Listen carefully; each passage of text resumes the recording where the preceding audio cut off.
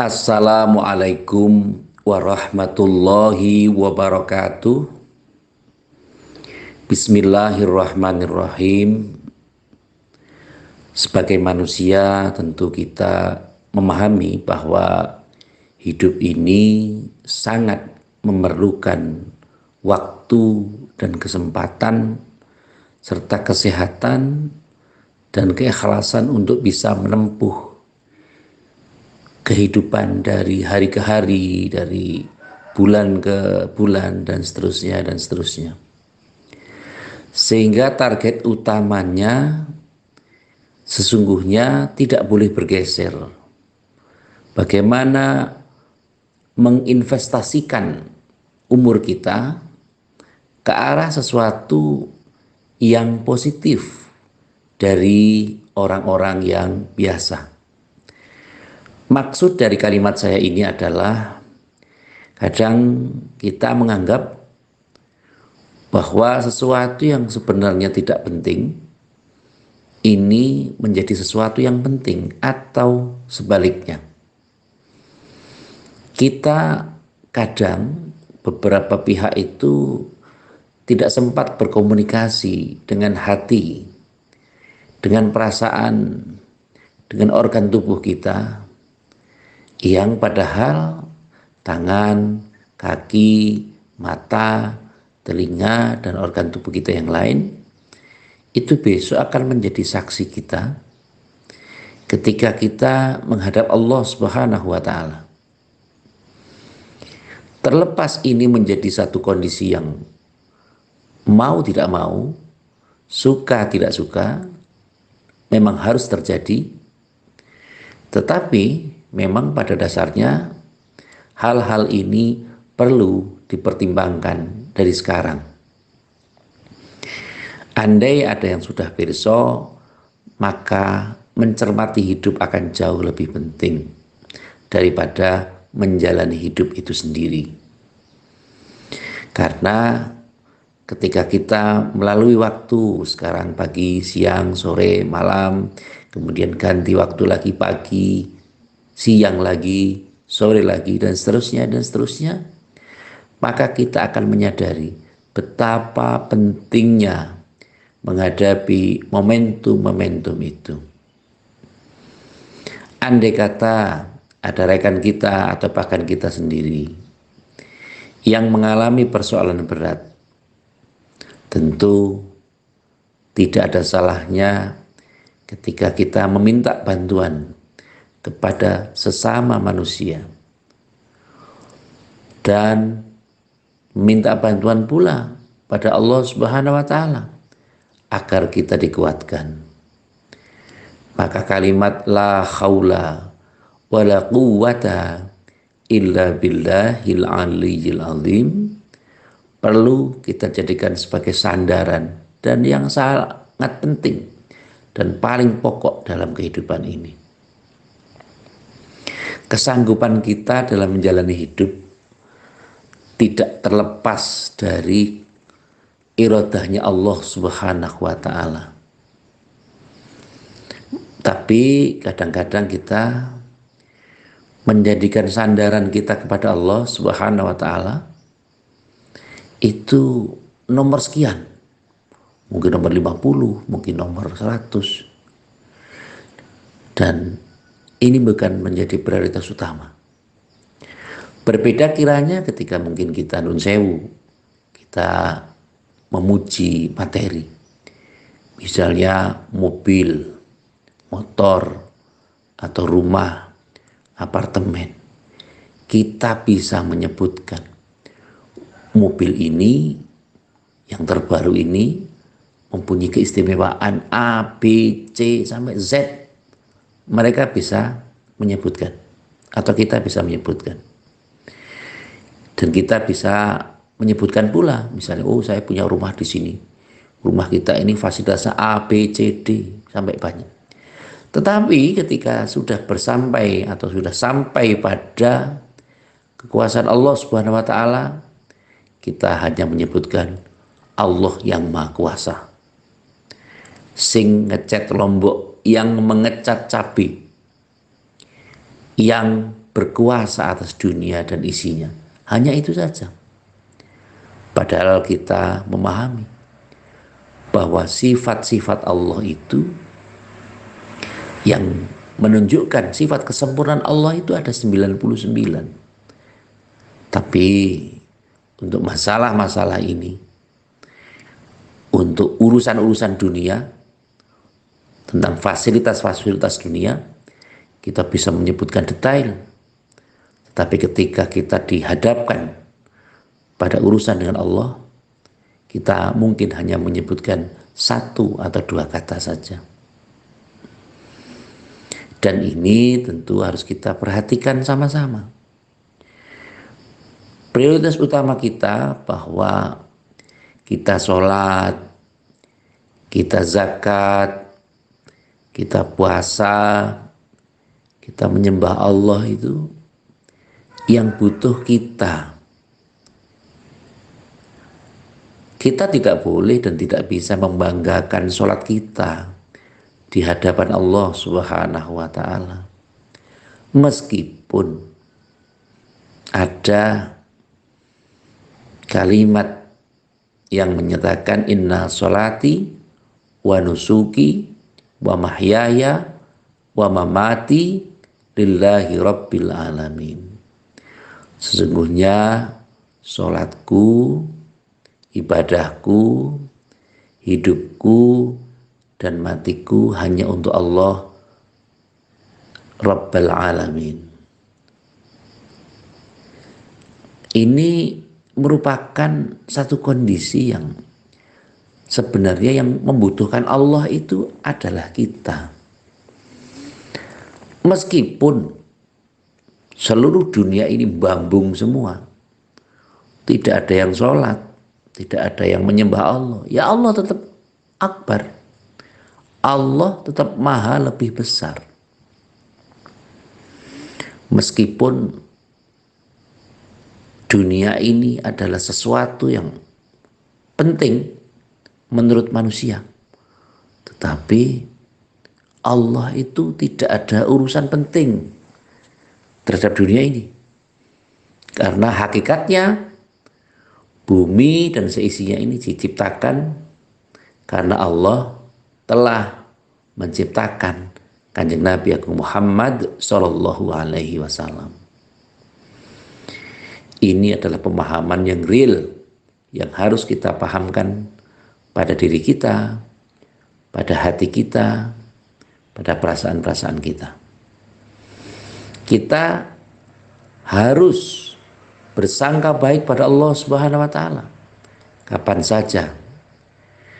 Dan ketika kita dalam kesulitan, maka kita tetap harus mengingat Allah. Terlepas pada kesulitan atau dalam sisi kemewahan, kita juga harus mengingat pada Allah Subhanahu wa taala. Dalam proses ini ada beberapa sisi yang perlu kita perhatikan. Maka berkomunikasi dengan diri kita sangat penting. Nanti tangan kita, kaki kita yang akan menjadi saksi menghadap Allah Subhanahu wa taala harus dipaksa untuk berbuat baik. Pada siapa? Ya pada orang lain.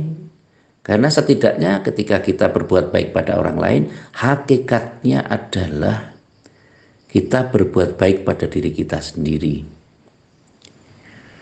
Kalau kita bersyukur pada sama manusia, hakikatnya kita telah bersyukur pada Allah Subhanahu wa taala. Konsep ini perlu juga ditanamkan kepada anak kita, pada zuriyah kita, keturunan-keturunan kita, dan orang-orang yang terdekat dengan kita. Kalau pada saat ini dan berikutnya kita merasa bahwa ujian berat ada pada kita, tentu hal yang terpenting adalah bagaimana kita bisa lulus dari ujian itu dan mendapatkan nilai yang baik. Bagaimana nilai yang baik itu?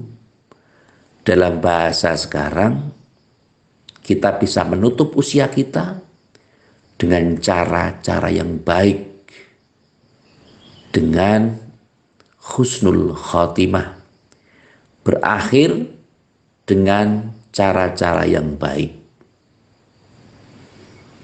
Lalu bagaimana ketika ada beberapa hal yang menjadi hambatan kita?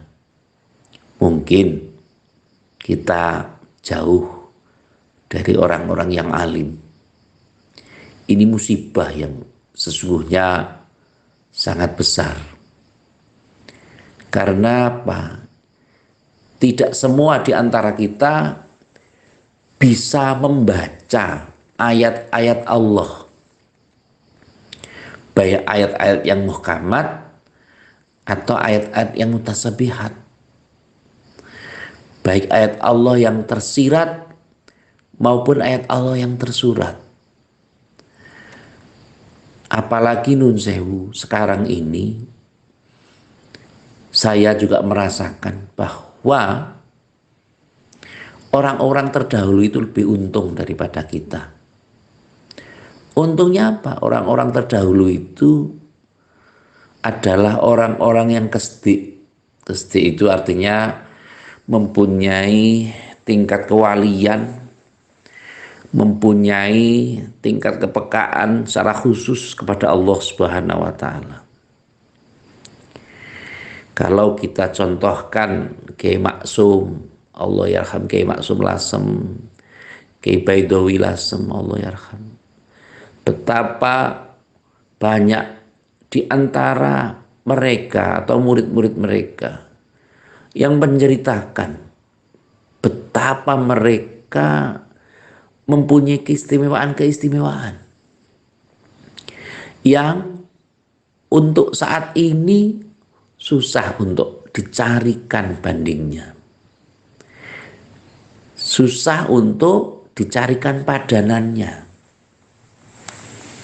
Kalau dulu kiai-kiai kita, para masyayikh kita ini jarang sekali membangun mahatnya atau pondok pesantrennya, meminta-minta dari pemerintah.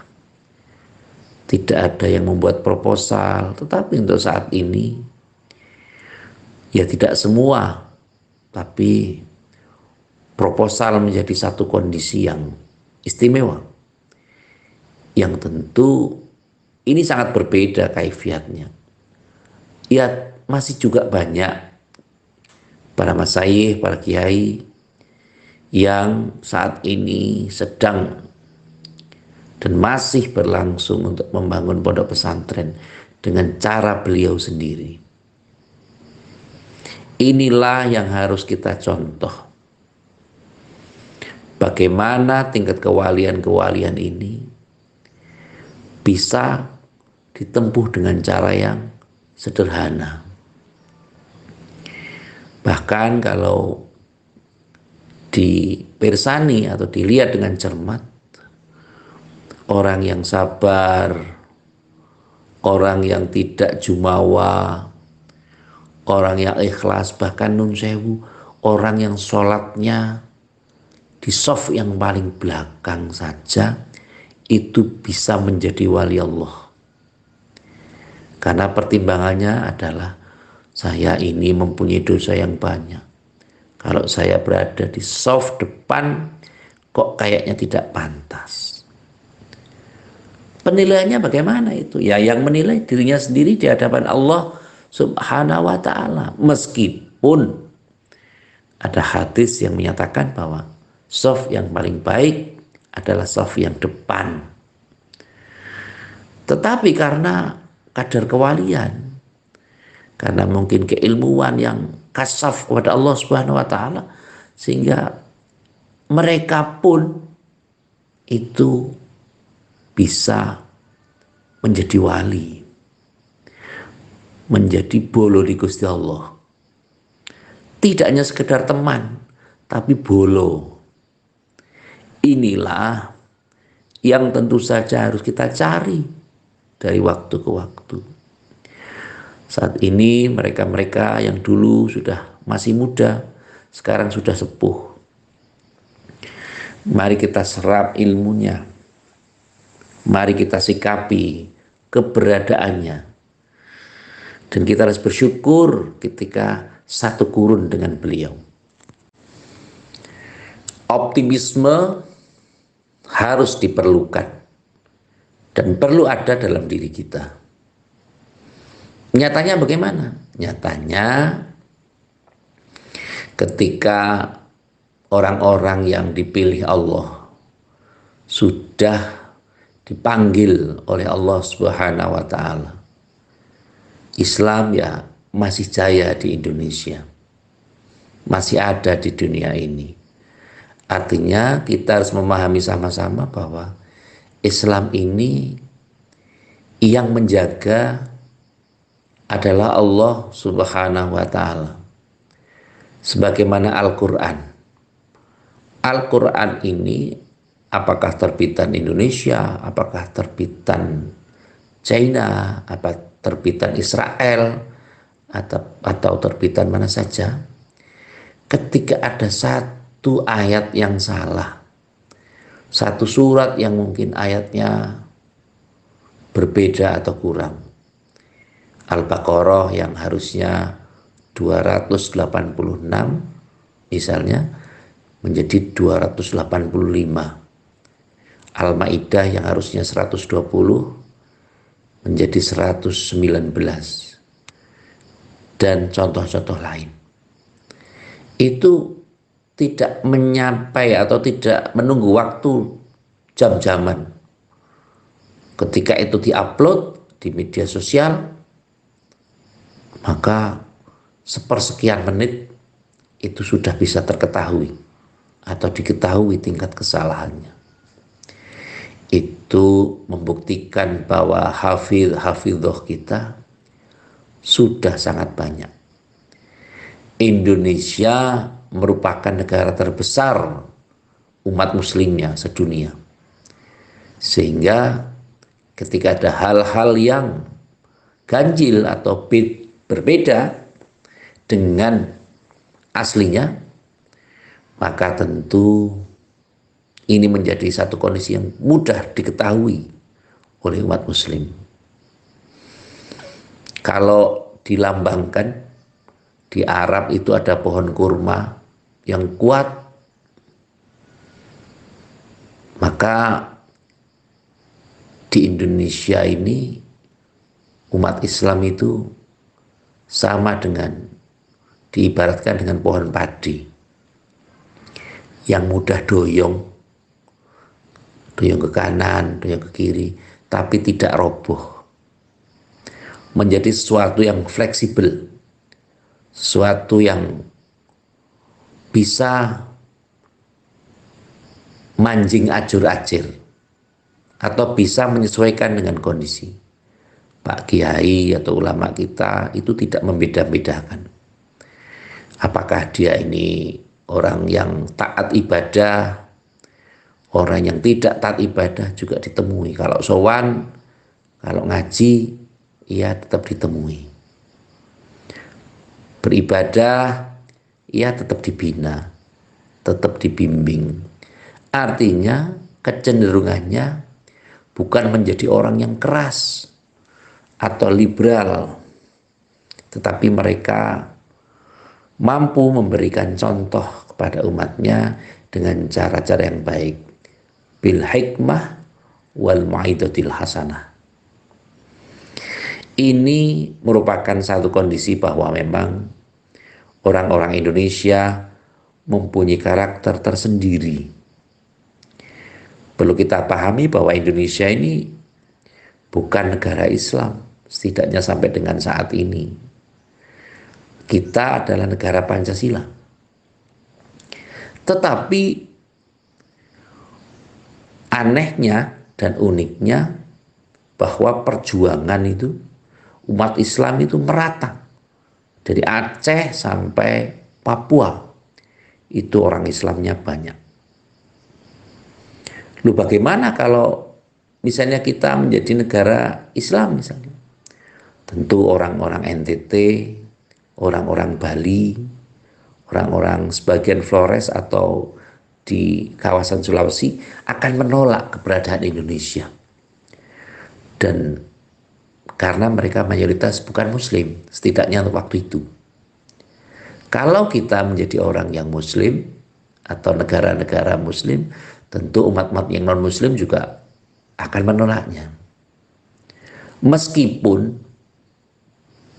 ketika kita membaca Al-Quran, itu tidak ada kalimat yang mengatakan umat Islam. Ini mungkin bisa dikoreksi kalimat saya. Di Al-Quran itu dari alif lam mim sampai dengan minal jinnati wan nas tidak ada kata-kata umat Islam. Yang ada adalah umatan wasato, umat pertengahan.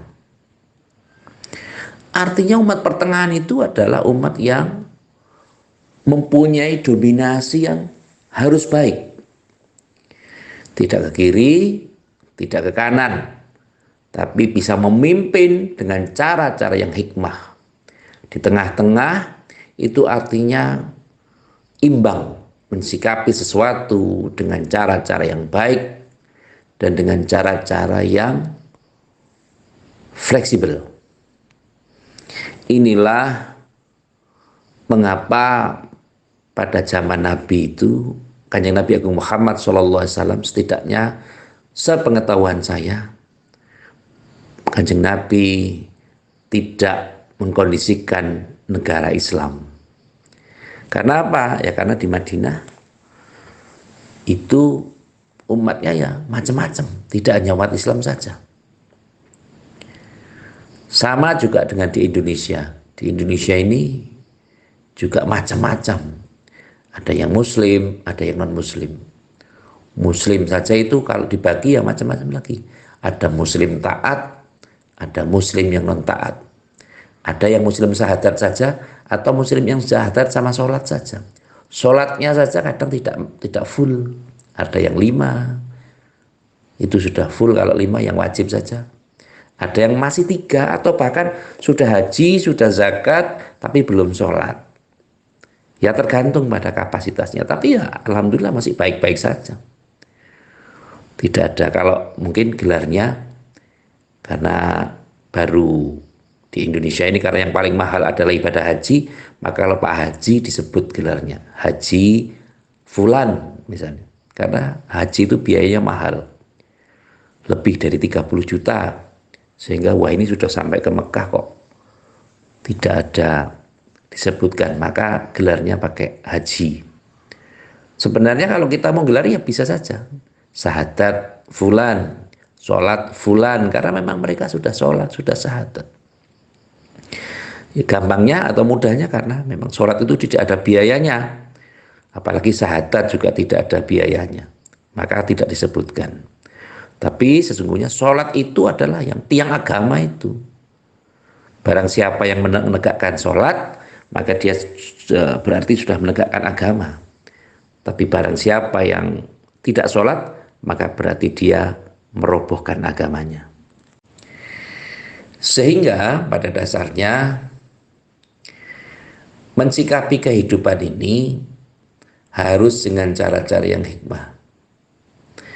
Dan kita harus banyak bersyukur ketika kita dikelilingi oleh orang-orang yang alim, faqihu fiddin, orang-orang yang mengerti agama secara mendalam.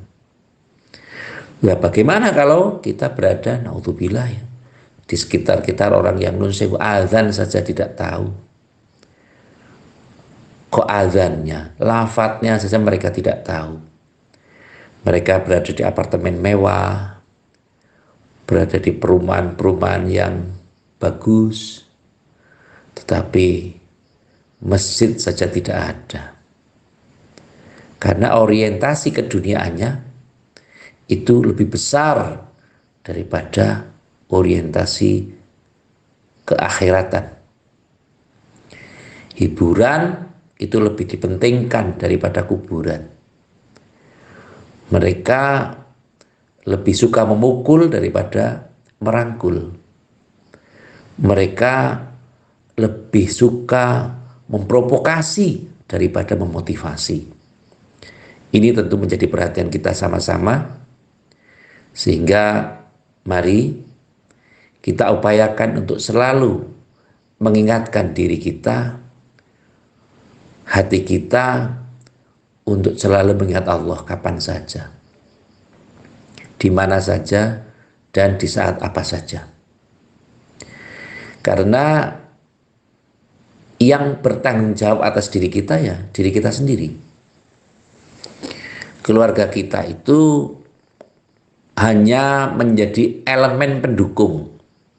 Karena apa? Kalau kita mati misalnya, atau dipanggil Allah Subhanahu wa Ta'ala, itu keluarga kita, orang yang terdekat dengan kita, itu tidak akan menemani kita.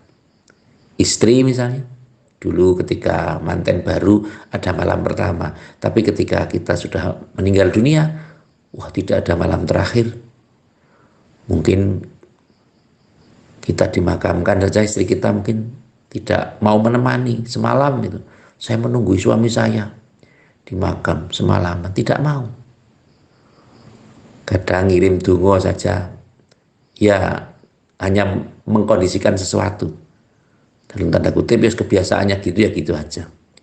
Kayak Pak MC di pengajian, menghormati kiai itu kalimatnya Sohibul Karamah wal Fadilah dan seterusnya. Kita jangan bangga kalau sebagai kiai seperti itu. Karena apa? Mereka itu hanya hafalan saja. Hafalan dalam menyebutkan sesuatu, dan itu tidak dari hati mereka. Ya karena apa? Ya karena hanya hafalan saja. Semoga yang sedikit ini atau yang panjang lebar ini yang saya sampaikan ini bisa memperingati diri saya sendiri atau panjenengan yang tentu merindukan untuk selalu bisa sama Allah, bersama dengan Allah Subhanahu wa Ta'ala. Yang terakhir, seperti biasa, mari kita saling mendoakan. Semoga apabila saat ini, hari ini, terutama teman-teman kita yang sedang tindak haji di Tanah Suci, ya Allah, semoga mereka mengingat kita, mendoakan kita. Mereka sedang berada di tempat-tempat yang istimewa, waktu-waktu yang istimewa, sedang menjadi tamunya Allah Subhanahu wa Ta'ala. Semoga Allah mendengarkan doa mereka, dan mereka yang beribadah ini bisa menjadi haji yang mabrur, bisa menjadi haji yang diterima Allah Subhanahu wa Ta'ala, dan bisa menyebutkan nama-nama kita. Semoga kita yang lemah ini, kita yang fakir ini, nanti akan diberikan kesempatan untuk juga berhaji seperti mereka yang berhaji. Kalau saat ini kita sedang ada masalah berat berkait dengan apapun, semoga Allah memudahkannya. Kalau sekarang kita sedang keliru jalan kita, semoga Allah segera memperingatkan dan menunjukkan jalan yang paling baik, jalan yang paling benar di sisi Allah Subhanahu wa Ta'ala. Kalau rezeki kita saat ini masih kurang, semoga Allah limpahkan rezeki yang melimpah, yang banyak kepada kita semua. Amin, Allahumma amin. Terima kasih kepada semua pihak yang telah membantu terselenggaranya acara ini, dan semoga dukungan dari panjenengan semua Allah Subhanahu wa Ta'ala mengganti pahala yang berlipat-lipat. Amin, Allahumma amin. Sekali lagi terima kasih atas segala perhatian, dan mohon maaf atas segala kekurangan. Saya akhiri, wallahul muwaffiq ila aqwamit thoriq. Wassalamualaikum warahmatullahi wabarakatuh.